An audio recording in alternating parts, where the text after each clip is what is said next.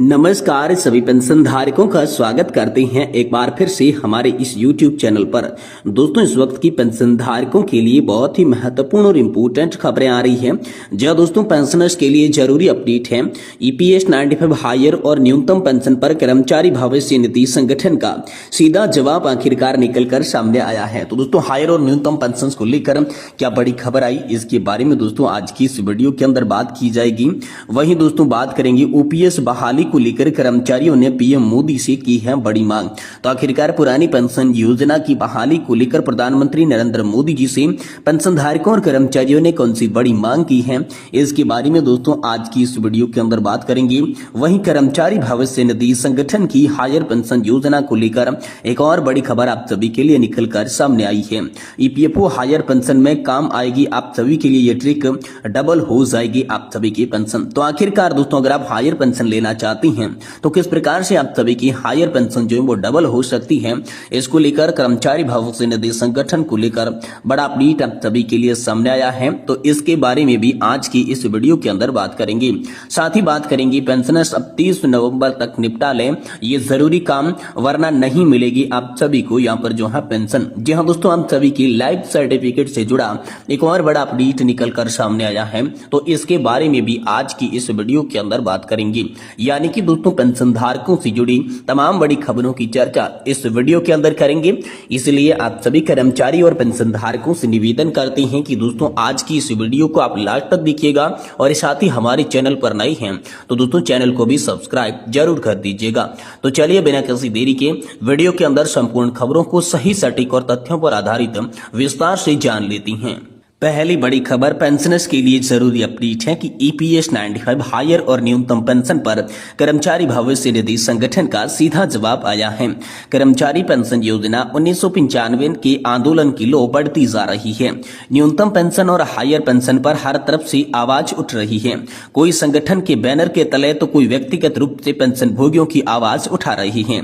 जहां दोस्तों RPFC office Chitrakoot नगर उदयपुर में क्षेत्रीय भविष्य निधि आयुक्त से पेंशन भोगी रंजीत सिंह ने न्यूनतम पेंशन बढ़ोतरी के विभिन्न पहलुओं एवं हायर पेंशन भुगतान आरंभ होने की अति विलंब पर पौने 2 घंटे पर विस्तृत पूर्वक चर्चा की। इस मैराथन मीटिंग में हर बिंदु पर विस्तार पूर्वक चर्चा की गई, जिसमें कार्यालय की दैनिक क्रियाकलाप और स्टाम्प की कमी में आ रही कठिनाइयों सहित HZL और उनके जैसे अन्य कई छूट प्राप्त संस्थाओं में भविष्य निधि पर 15,000 की सीलिंग वाली तकनीकी अड़चन इत्यादि भी शामिल थी।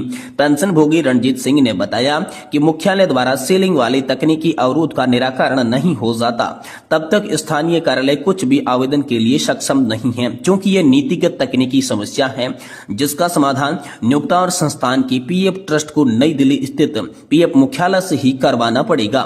वहीं दोस्तों RPFC ने पौने 2 घंटे का समय दिया था। हर सवाल पर नियम कानून का हवाला देते हुए विभागी से जवाब दिया था। अब दिल्ली पहुंचकर संबंधित विभाग के उच्चाधिकारियों से संपर्क करने की बात सामने आ रही है। तो ये बड़ी खबर दोस्तों आप सभी के लिए निकलकर सामने आ चुकी है।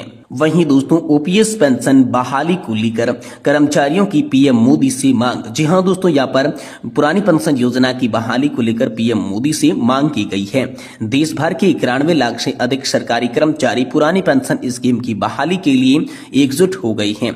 All India NPS employees federation के नेतृत्व में एक व्यापक राष्ट्रीय आंदोलन की शुरुआत की गई है। कर्मचारियों की मुख्य मांग है कि वर्तमान नई पेंशन स्कीम मतलब नेशनल पेंशन सिस्टम को समाप्त कर पुरानी पेंशन योजना को पुनः लागू किया जाना चाहिए। तो चलिए जानते हैं पुरानी पेंशन योजना पर देश भर के सरकारी कर्मचारियों ने प्रधानमंत्री नरेंद्र मोदी जी से पुरानी पेंशन योजना की बहाली को लेकर मांग की, इसके बारे में विस्तार पूर्वक जानकारी को। जी हाँ दोस्तों सबसे पहले बात करते हैं पेंशन फंड में विशाल रैली का आयोजन। जी हाँ दोस्तों जंतर मंतर पर 17 नवंबर 2024 को एक ऐतिहासिक रैली का आयोजन हुआ, जिसमें देश के कोने कोने से हजारों सरकारी कर्मचारियों ने हिस्सा लिया।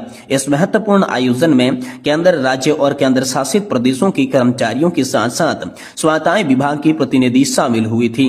दोस्तों AINPSEF के 5 लाख से अधिक सदस्यों ने इस आंदोलन को अपना समर्थन दिया है, जिससे ये रैली और भी शक्तिशाली बन गई है। कर्मचारियों की सबसे बड़ी चिंता उनकी सेवानिवृत्ति के बाद आर्थिक सुरक्षा है और नई पेंशन स्कीम में ये सुरक्षा काफी कमजोर है, जबकि पुरानी पेंशन स्कीम में स्थिर आय की गारंटी है। वर्तमान में लागू 10% वेतन कटौती का भी कड़ा विरोध किया जा रहा है, जिसमें कर्मचारियों की मांग है कि इस कटौती को तुरंत रोका जाए और पुरानी पेंशन बहाली को फिर से लागू किया जाना चाहिए। दोस्तों, नेशनल पेंशन स्कीम के तहत न्याय और समानता की पुकार भी की गई है। कर्मचारियों ने एक महत्वपूर्ण मुद्दा उठाया है कि जब नेता और विधायक एक कार्यकाल के बाद भी आजीवन पेंशन पाते हैं तो जीवन भर सेवा करने वाले कर्मचारियों को यह अधिकार क्यों नहीं मिलता है। ये मुद्दा केवल व्यक्तिगत नहीं बल्कि पूरी परिवार की सुरक्षा से जुड़ा है। बुढ़ापे में आर्थिक सहारे की आवश्यकता और आने वाली पीढ़ियों की सुरक्षा भी इसमें शामिल बताई जा रही है।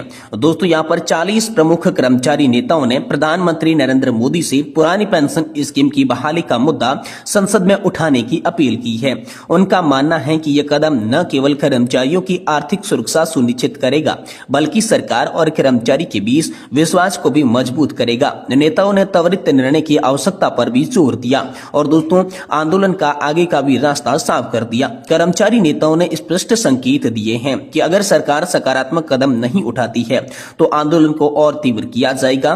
देशव्यापी प्रदर्शन और सामूहिक कार्रवाई की योजना बनाई जा रही है। हालांकि ये सब शांतिपूर्ण तरीके से भी किया जाएगा।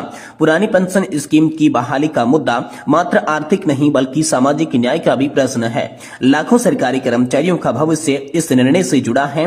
कर्मचारियों का विश्वास है कि पुरानी पेंशन स्कीम की वापसी न केवल उनके वर्तमान को सुरक्षित करेगी बल्कि आने वाली पीढ़ियों के लिए भी एक मजबूत आधार बनेगी। सरकार से अपेक्षा है कि वह इस विषय पर गंभीरता से विचार करें और सकारात्मक निर्णय लें। ये दोस्तों पेंशनधारकों की उम्मीद हाल फिलहाल में नजर आई, जिसको लेकर पीएम मोदी से बड़ी मांग कर्मचारी संगठनों ने कर दी है। वहीं दोस्तों, ईपीएफओ हायर पेंशन में काम आएगी ट्रिक, डबल हो जाएगी आप सभी की पेंशन। जी हाँ दोस्तों, ईपीएफओ की हायर पेंशन को लेकर बड़ी खबर आई है।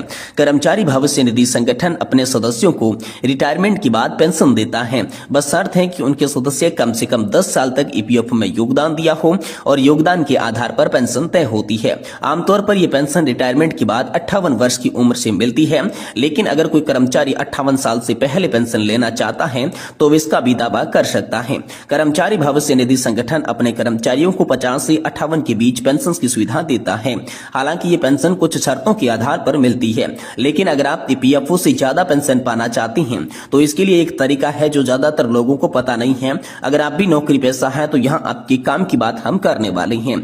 ईपीएफओ के नियम के मुताबिक आमतौर पर 58 वर्ष पूरे होने पर पेंशन दी जाती है, लेकिन अगर कर्मचारी 50 के बाद भी यहाँ पर नौकरी में है 2 साल यानी कि 60 साल तक उम्र तक यहाँ पर पेंशन रोक सकता है तो 60 साल की उम्र तक ईपीएफओ पेंशन फंड में अपना योगदान जारी रख सकता है।